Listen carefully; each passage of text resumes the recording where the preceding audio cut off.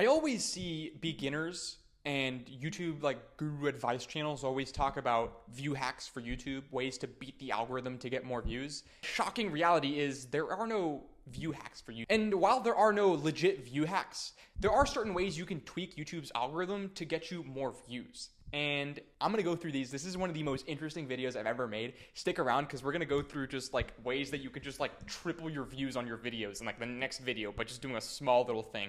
So yeah, let's get into it. So the first one is video length. So this has been really trendy recently, which is just making longer videos, right? So we've seen a lot of these channels, a lot of like just channels everywhere, honestly, make hour-long videos plus. You know, like Ryan Trahan. Actually, if you look at Ryan Trahan's channel, let's pull up Ryan Trahan. So a great example of this is Ryan Trahan, right?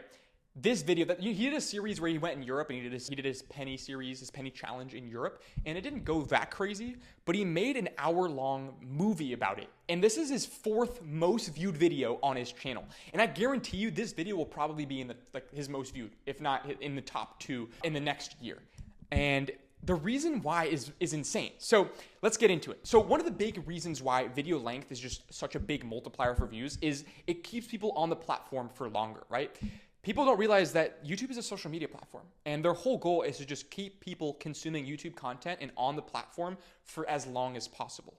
And with these longer videos, that helps. The algorithm is willing to push a longer video for longer with worse metrics, because if it does convert viewers, if people do click on that, they're going to be watching an hour. Let's say it has like 30% like retention, right? 30% of an hour, you're going to be there for watching for like 20 minutes, right? Versus, you know, a 15-minute video, 50%, you're only watching for 7 minutes. So would you rather someone stays on the platform for 7 minutes or 20 minutes, right? And so that's the core component of why these long form videos do really well, is that even YouTube is willing to push these videos for longer with worse metrics. So for example, let's say at a certain point, like YouTube takes your 15-minute video, pushes it to an audience. It doesn't do very good, 2% CTR, they just stop pushing it, right? But with this long form, it has, you know, 2% CTR. But for them, they're gonna keep pushing it because it's like, even though it isn't converting like crazy, if it does convert, the 2% of people that it does convert stay on the platform for so long. And it's just so worth it for them to push this longer video. So that's what you see with a lot of these. If you look in the data, the analytics, is they don't die. These long videos are fucking monsters. They just always keep growing.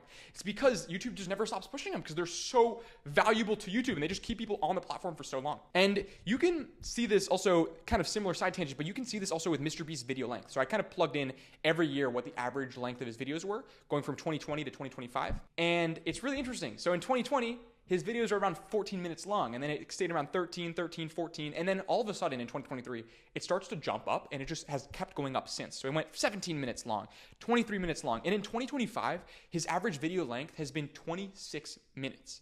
And this just plays into the same thing, which is that the longer videos keep people on the platform for longer. And it's just so much more worth it to make a longer video. In YouTube's point of view, the algorithm just loves that. It pushes those videos a lot harder. So how do we use this hack, right? Because people are always talking about random blah, blah, blah, but it's like, how do you actually use this in your own videos today, right? And so a couple things. Make longer videos on average. So make longer videos. Go towards the 20-minute length for videos. On top of that, make the occasional movie video where you take 3 to 4 ordinary videos around a similar topic and you mix them into one video, package it with a new intro, a new really good thumbnail, and make a movie. And those just go insane. On top of that, I see a big mistake here where people are like, okay, make longer videos. So if we have 10-minute videos, make 20 minutes. We're just gonna cut less. So, you know, you record for an hour. Normally you cut that into a 10-minute video. It's like, okay, we'll just cut less and just make it a 20-minute video. And that's not the way to do it because you're lowering the quality of your video. Instead, you want to film more. So if you film 1 hour, film 2 hours and then chop it down to 20 minutes. So you see how we keep the same level of quality, we just increase the film time? It's the same thing with segments. If you want, like if you're an entertainment channel and you want to make a longer video, don't just edit less in your 6 segments for your video, add more segments to your video. So if you have 6 segments in a 10-minute video, have 12 segments in a 20-minute video. And so you keep the quality of the video, and you just add that length factor to it.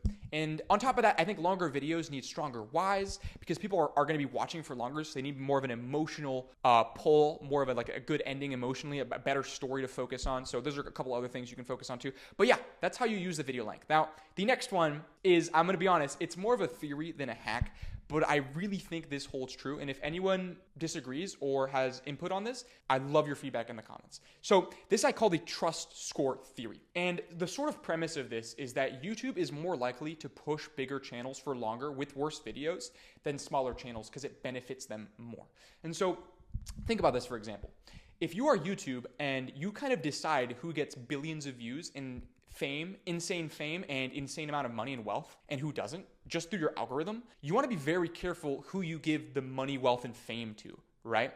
And for them, it's a lot better and a lot less risky to just push bigger channels more than to risk smaller channels where there could be really weird content or controversial stuff, you know, PewDiePie bridge moment, right? So they're very scared of that sort of stuff. So it means they're more likely to push these massive giant channels. So if you look at the pros and cons of this, right? So like with big channels, it's safe content, you know there's no risks. They're brand friendly. High quality videos are normally like good. So their videos are normally very high quality.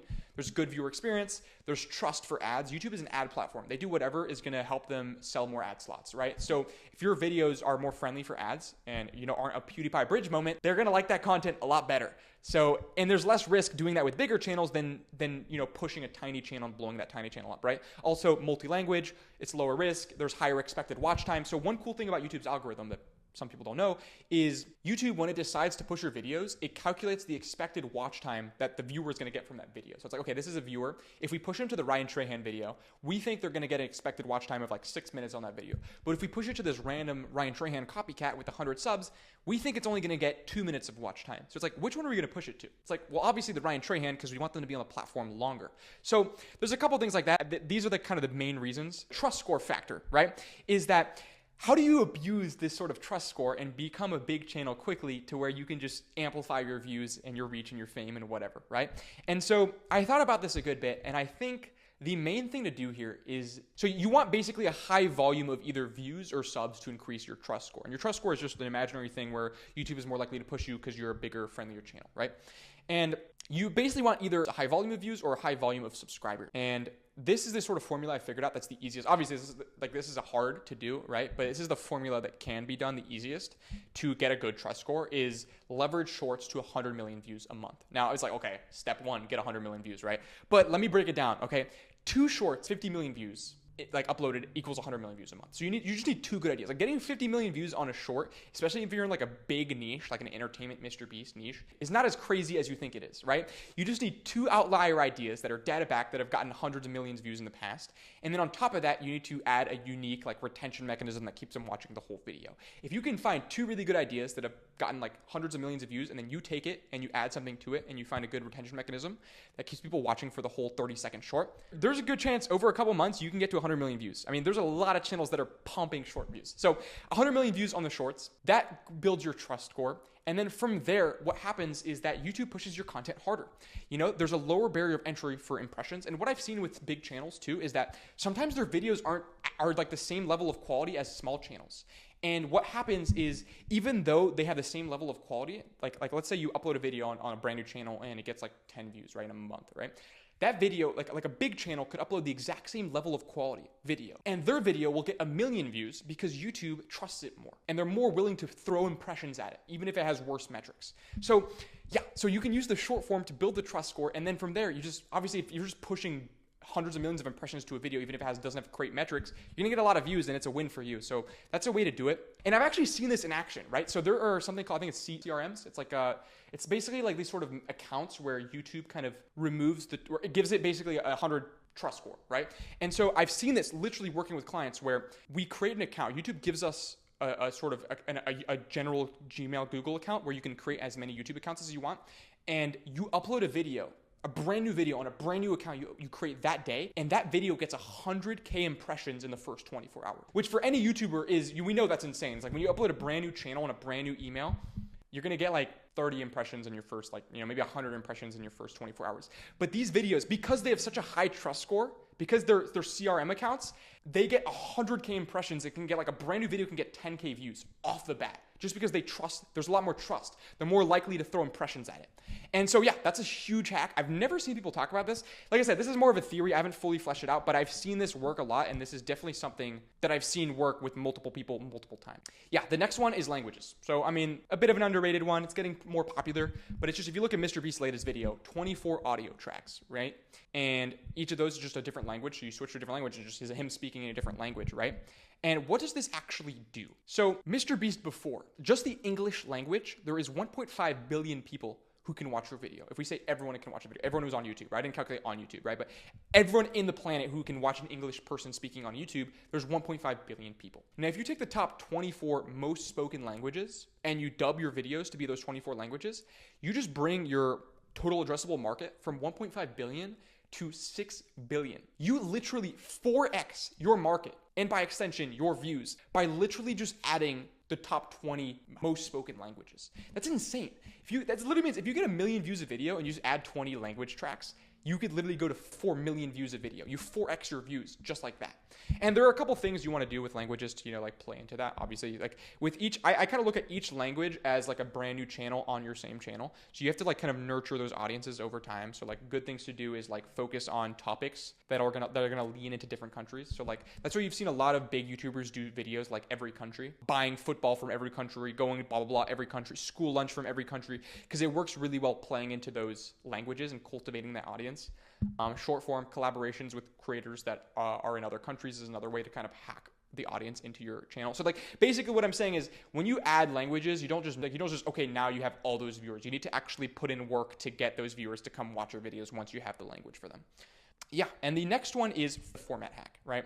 So on YouTube, there's a bunch of formats that get billions and billions of views. So a couple of them are like X from every country. Billions of view bucket, right?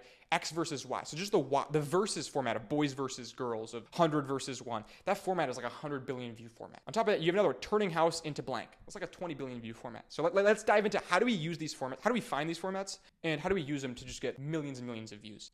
So turning house into blank. This is a huge format. I mean, if you look at these videos here, turning house into indoor cat playland, 30 million views. House into trampoline, 70 million. House into fish tank, 120 million. House into hotel, 60 million. This is a massive bucket. And it's that specifically house into something. And so if you can bring a viral component, which we talked about, and you can include that into the format. So like viral components are like certain keywords or certain topics that do really, really well. So like transparent, fish tank, watermelon, these sort of things that just go mega viral regardless of niche. And if you can bring that in, it's like turning my house transparent. It's like, turning my house into a fish tank, turning my house into a, and then you plug and play that viral component. You can sort of mesh and build and like engineer a video that has these sort of view ceiling of like 100 million views. And that's how these big creators get some of their biggest videos, is they mix and match like viral banger formats with viral banger like components. And it just makes for really, really good topics that are proven to go viral, right? So it's like right here, add viral components, like stuff that go mega viral, fish tank, transparent, watermelon, 1 to 10. These are all things you can add. Make your stuff go disgustingly nutty. And then the last hack, which is probably the most underrated for, I'd say both big and small channels, but more small channels, is the volume strategy. It's just uploading more means more chances to go viral. That's the simple math. If you take 1 shot on goal, you have 1 chance to score in the game. If you take 5 shots, you have 5 chances. So to match the guy who takes 5 shots on goal, you need to hit a shot. You need to hit a perfect shot every single game, versus with 5 shots every game, you just need 1 good shot out of 5. And then you go viral. And so that's the component, is like, even with big channels, being able to put more quality and not just be like 1 video every 2 months, but like, be able to do, I call it a quantity of quality. So what you're seeing with Mr. Beast and like Eric has been doing this recently too, is where you're trying to get weekly quality videos. So you take a video that you'd upload once a month and you upload those every week. And how you do that is, we're gonna get into how you do that. But if you can do that quantity of quality, it just scales your channel like crazy. And also when videos flop, because they naturally do, like it's impossible to avoid 10 out of 10 videos, right? So when you get those videos that flop, with the channel that doesn't upload once every 2 months, it doesn't hurt as much when you're uploading more, when you're uploading 4 times a month versus once every 2 months, right? So yeah, you want to focus on a quantity of quality. Now, how do we do that, right? Because like I said, again, like I can spew all this stuff, but we need actionable advice you can take in and apply to your channel tomorrow. So this is how to do it. So with the volume strategy, how to do more quantity of quality, one of the things is have an A team and a B team. So have like a team A, which is like 1 designer, 1 editor, 1 script writer, production, whatever. and then have a same B team where it's the exact same thing. So you have two separate teams that are both working on different videos at the same time. So you're making two full videos at the same time. On top of that, you have founder versus manager mode, which a lot of creators, when they start out, they're in founder modes. They kind of run everything. They're helping with the design aspect. They're helping come up with the thumbnails. They're doing all this stuff. But to really scale to a quantity of quality, you want to go into manager mode, which is where you're hiring the best talent and you're letting really good players into your system to take over stuff. Like imagine you have 20 million subs and you want to upload every week. It's like you can't spend your time coming up with 10 thumbnails per video and coming up with a perfect title, right? You have so many different things. You just need to be recording the content, right? And if you can hire someone like me, for example, who comes in and I can just do all your thumbnails and titles for you, and it's at a certain level of quality, 80, maybe 100, like it depends, right? Like maybe like, you know, for some people I'll be better, for some people I'll be worse, right? But it's like if I can match 80% of your quality and I can do all that work for you and cut that workload off, that's a huge win. And that's another way to get a quantity of quality, right? Acquiring killer talent is also huge. Find the big players in the space and hire them and give them incentives to work for you.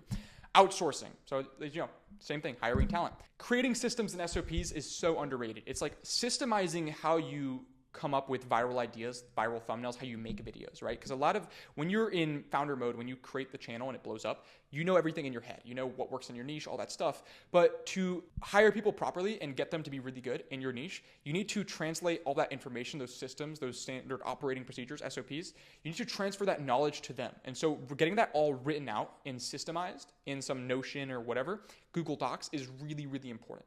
Another thing is broadening your market equals more good ideas, right? So if you're just stuck in one market versus targeting a bunch of different markets, there's more viral video ideas you can get in those different markets, and you can just broaden your views, right? If you target a bigger market versus a smaller market.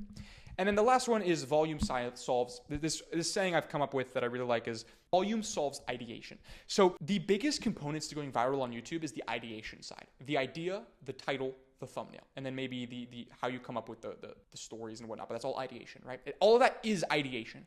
So just doing the volume strategy of coming up with 100 ideas, of coming up with then you pick the best one, and then you come up with 100 thumbnails for that idea, and then you pick the best one, and then you come up with 100 titles for that idea, and you pick the best one, and then you come up with 100 challenges or segments for that video, and you pick the 10 best ones. You see what I mean? The volume will solve your ideation problem. So if you need a killer idea, if you just do enough volume, you will get that killer idea. If you need a killer thumbnail, if you just do enough volume, you will get that killer thumbnail.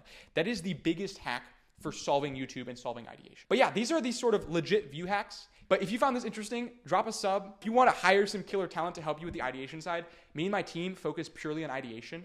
Yeah, if you're interested in that, feel free. I have links in the description.